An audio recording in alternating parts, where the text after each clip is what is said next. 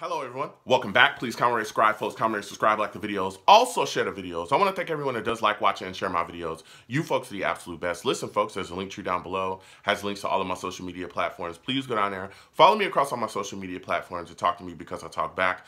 Also down there as well is the links to all of my YouTube pages. Please go down there, subscribe to all my YouTube pages, and turn on your notifications so when I post content, you folks will be in the know. Listen folks, Friday at 7 p.m. Eastern. Friday at 7 p.m. Eastern, we'll be talking Jets call-in live radio show. I take live callers, and I love going back and forth to folks about this football team. So can't wait to hear from you folks. With that said and done and put to the side, I've come to talk to you folks today about the New York Jets offensive line. Boy, is there a lot to talk about. And this is a position group that directly affects the production of our young quarterback. We saw Zach Wilson run for his life this year at times. We saw, him get a PCL injury this year and miss quite a bit of time because of poor offensive line play. And this is something that I think Joe Douglas, has talked about, that he knows that he needs to address. And Robert Saleh, is right in the same boat with him. They've all talked about bettering the protection and weapons for Zach Wilson. So first, I'm going to start with the left tackle position. I'm only going to cover like the starters because I don't want this video to go on for a million years. We're going to talk about the starters at every position. We're also going to talk about some fixes that the Jets could take in possibly free agency or the draft, right? So going to start with the left tackle position. And the reason why I'm starting with this is because all of the things that are swirling about this position now. The Jets are out, the Senior Bowl, Saleh, some of the guys from the coaching staff as well, and also Joe Douglas. And when Saleh was asked about the left tackle position, actually, when he was asked about Mekhi Becton, he said that Mekhi Becton is going to have to compete with George Fant to win the starting left tackle job back. And everybody was like, You know what I'm saying? Like, wait, what? What did you just say? And again, for some of you that do not remember Mekhi Becton is this left tackle that we drafted in the first round that when he's on the field is phenomenal. Now he did get nicked up quite a bit in his first year. He missed about 4 or 5 games. His shoulder injury, there was breathing issues, I believe, in one game that he had. But let me tell you something, when he's on the field, he's an elite left tackle in this league. Now, we were all hoping that Mekhi would show us this year that he could be fully healthy for a full season. All right?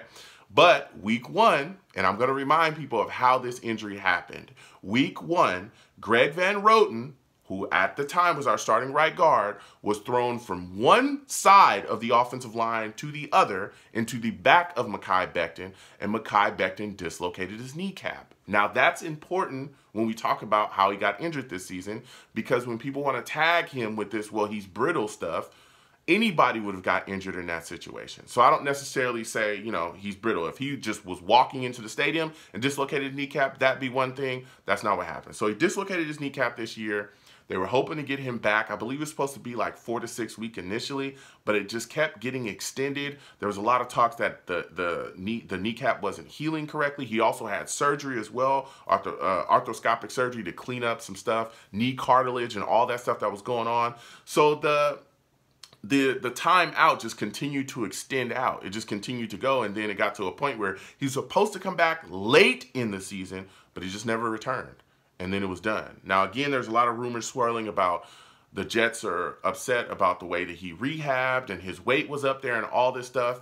I kind of take these things with a grain of salt because the Jets never let things leak out of the facility. The weight stuff has been attached to him since he's been here. There was people talking about he was out of shape coming into the season this year, but if you looked at the pictures and the videos and all the things from camp, he looked more cut up this year than he did the first year we drafted him. He looked like he was in unbelievable shape.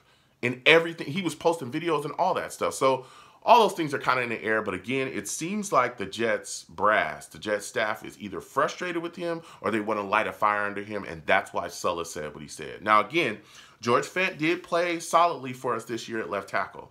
But if this is a competition and Mekhi Becton is fully healthy, I'm talking fully healthy, right?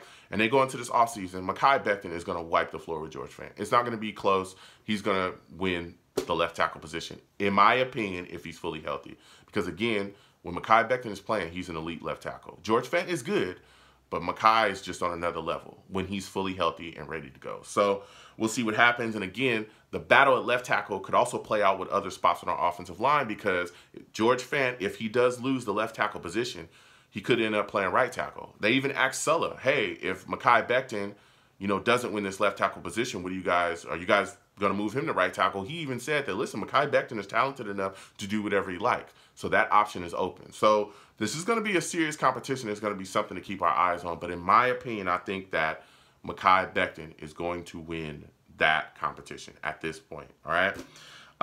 There was even, Tony Pauline even came out and said that the New York Jets have told George Fant that it's his job to lose, and that they're looking to extend him as well because this is going to be the last year of his deal.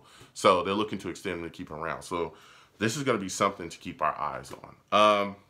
So that's that for the left tackle position. We'll see who comes out, but I think Mekhi Becton takes it. Then you look at the left guard position. I think that's sewn up. Elijah Vera Tucker is unbelievable. This guy's unbelievable. Some of the things that he showed this year, I know there was a lot of fans that were upset that we traded up for him. I don't know why. This guy is out there playing like a man amongst boys. I've seen him block 2 guys, 3 guys sometimes. It's unbelievable what he's doing. So I think our left guard position, is sewn up. Now we move to the center position with Connor McGovern, and I think there's a little bit left to be desired at this position. There's some people that try to say that Connor McGovern's a top 10 center. I don't know where that's coming from, but he's not a top 10 center in this league. If you look at a lot of the issues that we had, particularly early this year, you look at the game against the Panthers, you look at the game against the first game against the Patriots, the game against the Broncos, a lot of the stuff that we had, a lot of issues was interior pressure, and it came from between Connor McGovern and Greg Van Roten, okay, at the time, who's our starting right guard. Connor McGovern is a decent center, but I'd like to see us upgraded. I'd like to see us either go after Ryan Jensen, who could be a free agent coming up. I think that he would be a solid, guy to bring in. But also, there's a kid out there, Tyler Linderbaum. I like this guy a lot. He's a generational center. If we can bring him in, I'd like to see him plugged into that center position, and we could move Connor McGovern to right guard. I think that would benefit us greatly. And again, Connor McGovern came in with that tag that he was a guy that could do both. So I'd like to see that be done. And then you look at the right guard position, there's big questions there because it's a big hole to be filled. Cam Clark has retired due to, the possibility of him being paralyzed if he ever plays again. He had a neck injury. He's decided to move on and retire. I wish him nothing but the best, but that was a guy that we were looking at to possibly take that right guard spot. So that's not happening with him. And then after that, you got to look and you say, okay, what about LDT that we actually traded for from the Chiefs? He's a solid option there, but if you can upgrade and get better, I would do that as well. And there's answers out there too. Brandon Sheriff, I think he'd be a guy that's brought in, but Brandon Sheriff does have an injury history too. There's a lot of talk about Evan Neal as well, drafting him in the draft too. He's a guy that's playing tackle currently, but there's some guys that are talking about that he could play guard. That could be an option there. But again, I'm thinking, if we take Linderbaum and move Connor McGovern to left guard, or right guard, that would solve our right guard issues there, in my opinion. So that's, I think, something that we should look at. But again, Evan Neal's phenomenal. He's phenomenal now, and he's a guy that I could see moving into that right tackle position. And that's what I want to get into because depending on who wins that left tackle, battle there. Now, if Mekhi Becton wins it, then you move in, George Fant over to that right tackle position. Would the Jets be open to taking Evan Neal? Because again, George Fant is not going to be here forever. He's a guy that's up in age. You know what I'm saying? So there's some question marks. And you could also look to bring Morgan Moses back as well if it's for the right type of deal because he's going to free agency. So there's questions there too. And I think the New York Jets, again, could look at bringing in Evan Neal there at that position for tackle. So comment down below. Let me know what you folks think. This offensive line, this stuff is getting heated up, man. There's a competition, and we're going to see what happens. So comment down below. Let me know what you folks think. How do you folks think the New York Jets should handle their offensive line situation? What spots do you think they should shore up? Comment down below. Let's go back and forth. You folks have a good one. Peace.